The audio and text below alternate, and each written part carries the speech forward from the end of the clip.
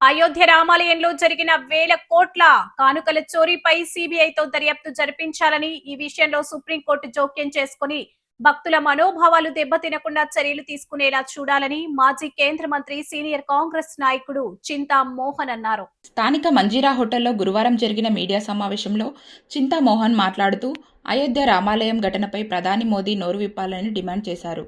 గోదావరి పుష్కరాలకు సమయం దగ్గర పడుతున్నా ఇంతవరకు ప్రభుత్వం ఇస్తామన్న 7,000 కోట్లలో ఒక్క రూపాయి కూడా విడుదల చేయకపోవడంపై ఆగ్రహం వ్యక్తం చేశారు.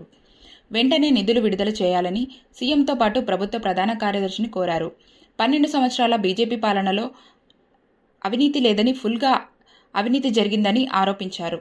రాష్ట్రంలో ముఖ్యమంత్రిగా బాధ్యతలు చేపట్టిన చంద్రబాబు త్వరలో 19 సంవత్సరాలు పూర్తి చేసుకుంటున్నారని, ఆయన పాలనలో రాష్ట్రంలో జరిగిన అభివృద్ధి శూన్యమన్నారు.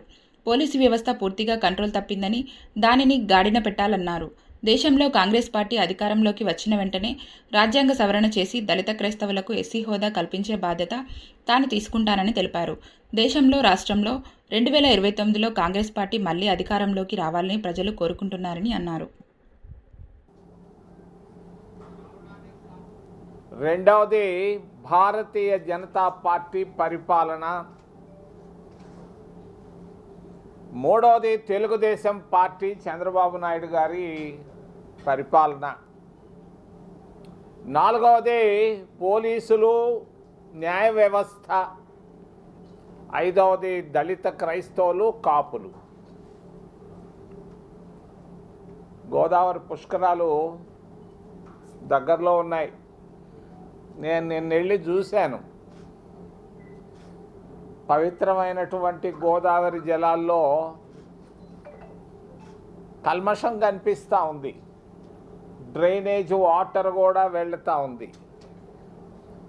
7,000 కోట్ల రూపాయలు ఇస్తానని రాష్ట్ర ప్రభుత్వం ప్రామిస్ చేయడం జరిగింది.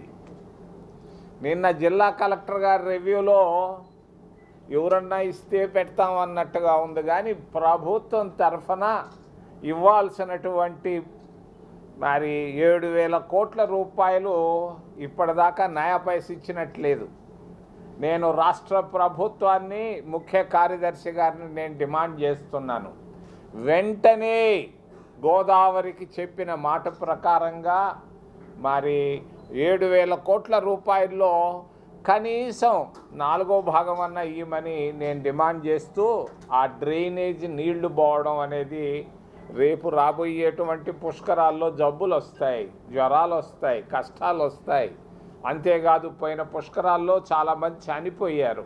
అటువంటి వాటికి అవకాశం లేకుండా రాష్ట్ర ప్రభుత్వం చర్యలు తీసుకోవాలని నేను కాంగ్రెస్ పార్టీ తరఫున డిమాండ్ చేస్తున్నా. రేపో మాపో 19 సంవత్సరాలు పూర్తి చేయబోతున్నారు మా గౌరవ ముఖ్యమంత్రిగా.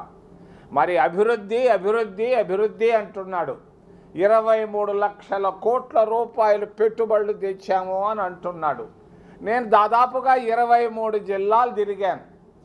ఎక్కడ 1 కోటి రూపాయల అభివృద్ధి కూడా కనపడటం లేదు. రాజమండ్రి సిటీలో కూడా ఎక్కడుందా అభివృద్ధి? అభివృద్ధి అనేది కనబడకుండా పోతా ఉంది ఆంధ్రప్రదేశ్ రాష్ట్రంలో.